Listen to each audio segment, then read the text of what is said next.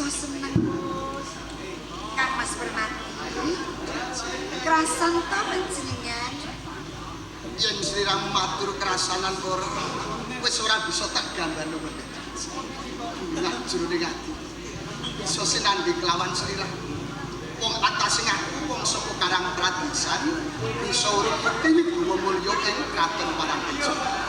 Kang Mas Permati, iki ora kanugrahan. Nanging jejiban lan tanggung jawab sampeyan lho Kang. Nanging aja nganti ana tembulan getun kedung ing tembe-tembe. Kang Mas Permati, aku ora bakal betul lan kedung. Tresnaku kanggo sampeyan sakutuke. Apa pinten nak? Aja meri lho. Kula malah ngiler Doro. Yen ngiler kita doy ember biyong kadas. Iki ra bisa kanggo contoh to yo. Besok kalamun toh kowe duwe bojo, kowe ra isih prawan to.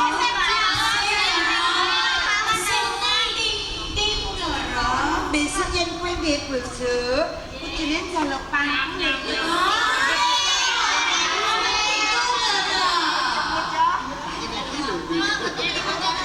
Sliramu malah panas Kang Mas, iki jenenge ramah panas. Bisa gawe contoh ing besuke. Tulodo ya ya. Wis ngaten ente bojo kedanyon pangku. Jaluk pangku. Mas Bambang pangku. Jaluk disayang. Sayang Mas. Gini Arep pamer arep apa duit. lho. Iki sapa? Sapa ya? Tinggal Doro. Lho. Lah kok sandang panganggone kok lawan.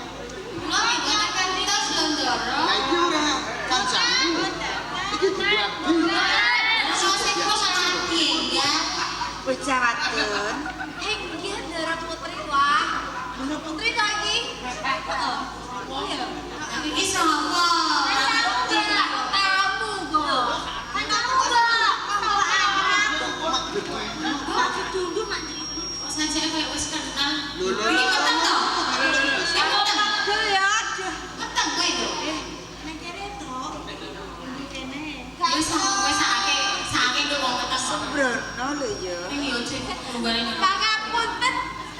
Aduh. Aku kuwi bakal teman-teman karo garwaku. Sejelek meneh abdiku wae bakal tak utus sumingkir. Sapa jenengmu? Nggih pangapunten nepun Doro. Kok niki telasen. Bocah saka ngendi? Saking gunung. Lah kok wani mlebu ing Taman Kaputren telasi? Kula niki madosi bojo kula kok. Lah, kok goleki bojone kok malah mlebu ing Taman Kaputren to telasi? Ra ngerti to kuwi? Aku kuwi temanten anyar. Jenengan niku Iki garwaku. nggih. Ya Kang Mas. Jenenge sinten? Jenenge Kang Mas Permati. Malah polak-polak. Apa bojomu dadi prajurit ing Kraton Parangkencana? Lah. Kula ketemu kalih bojo kula. Ning ndi ketemune? Teng mriki, Doro. Wong semene oke kuwadun kabeh kok. Kang. Kang. Kowe kok lali aku. Ih bareng saiki kanggomu apik, terus lali aku Kang. Iki sapa? Iki sapa kok? Telase. Kuwi bojomu Kok kangkeng-kangkeng. Iki Kang Mas Permati. Iki garwaku. Doro Putri, Kakang Permati niki nggih sing kula padosi niki bojo kula. Ya wis lek iki. Sembrono. Wis lek lae.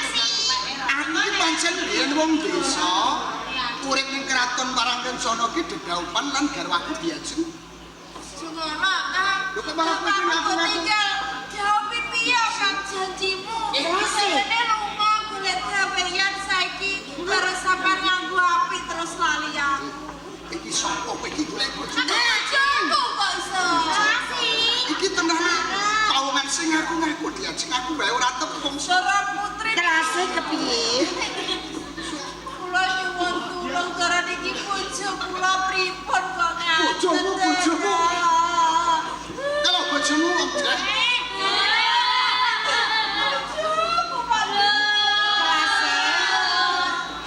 Tenan iki bojomu? Nggih, Dara. Kakang Permadi apa Om Dek? Niku napa niku boten nggih niki bojo kula. Kakang Permadi. Sliramu aja Kok sampean gawe bingung atiku lho Kakang. Sakenane teras iki bojone sampean saka desa apa kepiye? Coba to. Sampean wis matur syukur diajeng. Tenane bocah wadon iki aku wae ora tepung apa meneh kok bojoku. Bojo kula. Sik. Iku aja ngaku-ngaku to, Sik. Sik malah iki nangis. bojomu tenan terase. Ora sase lak titenono sampean. Diajeng ono ulan. Diajeng.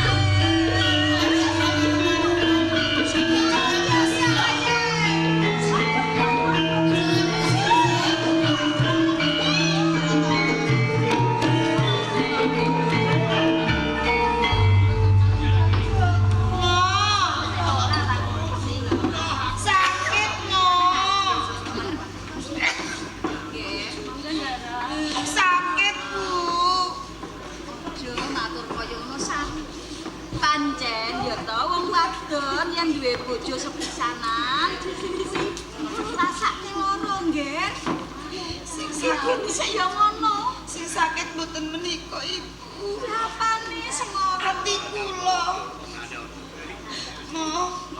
Kakang Permadi pun sul bojone saking desa, Mo. Piye? Niku bojone. Serna. Aneh-aneh kok nggih. Boten Romo. Mriku boten bojone. Ki ngopo iki ngaku-ngaku. Kula Kanjeng. Mon meteng iki. Sapa nek? Kula telase. Lek Telase Kanjeng. Aku mau ngomong apa? Sedurungan kowe. Mo. Kula niki gelo kok malah romo gojek. Aku ora gojek kok. Aku ketak latih dhisik. Kowe rene golek sapa, Dok? Aduse bojo kula. Jenenge? Permati. Loh, aku terase. dadi bojo. Sik tanggung. Mesti diperkara kiatu malah telan nek iki. Kowe kok ngerti? Dadi iki mulai bojone. Ya kok sik tok. Wis sekondi. Saking gunung Dara. Kowe rene ngawu-ngawu kepengin didaku apa tenan Permadi bojomu? Saestu Kakang Permati niku bojo kula. Kula niki pun mepet kok Dara. Lah metemu karo sapa? Lagi kalih bojo kula. Oh, saestu mboten menika tiyang ngaku-ngaku Kanjeng Rama. Wiwit kuwi teko temene aku cubriya jebul menengmu kuwi tok gawe-gawe. Ben aku welas. Wadimus koweyan. Jroning kuwi temantenan kalawan putriku kowe disusul bojomu. Kowe ning kene ora ngaku. Mergo wis ketutupan rupa ayu ya putriku ya bondo donya. Boten Rama. Apa seneng kuwi? Namung tresnanipun garwa. Mongko anggen kula tresnani nggih lahir tumusin batin. Aku aja tok apusi. Iki bojomu. Longko yen dudu bojomu ngaku bojomu. Sanes Iya. boten. Ngakoni wae.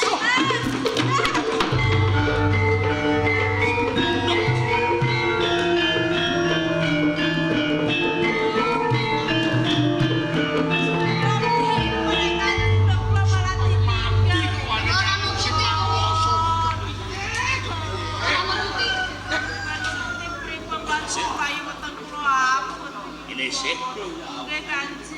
Kae Permadi wong lanang sing ora tanggung jawab. Mongko wis meteng ditinggal selingkuh karo putriku.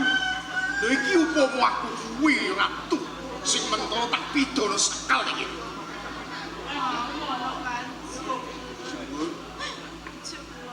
Menawi wonten keparenipun kula wonten raos malas kanjeng. Sama Dok jenengku. Arep tak bojo. Boten. Ya ora apa-apa nek padha gelem. Boten.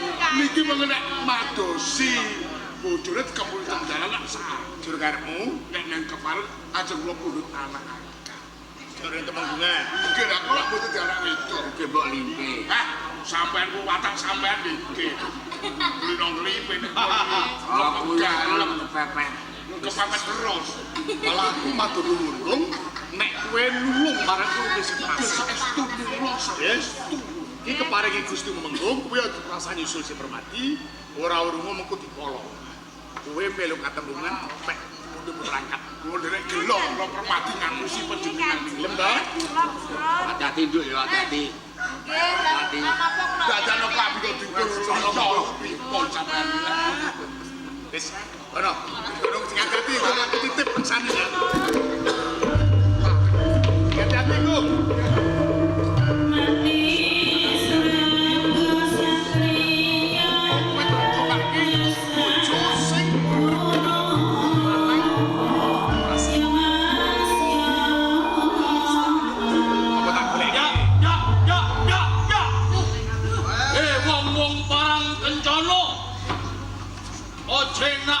Enak linggih jegrang sila tumpang. Aku Dipati Dirgapati.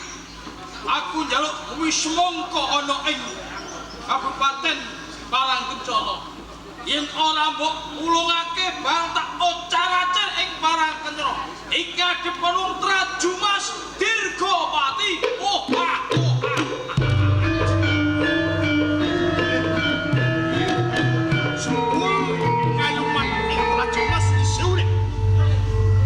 Utus kira sepatus Saiboro marang sapa kang bisa mateni kanthi bukti sirahe kok tak gap kan putriku. Buat seban dulu. Bu.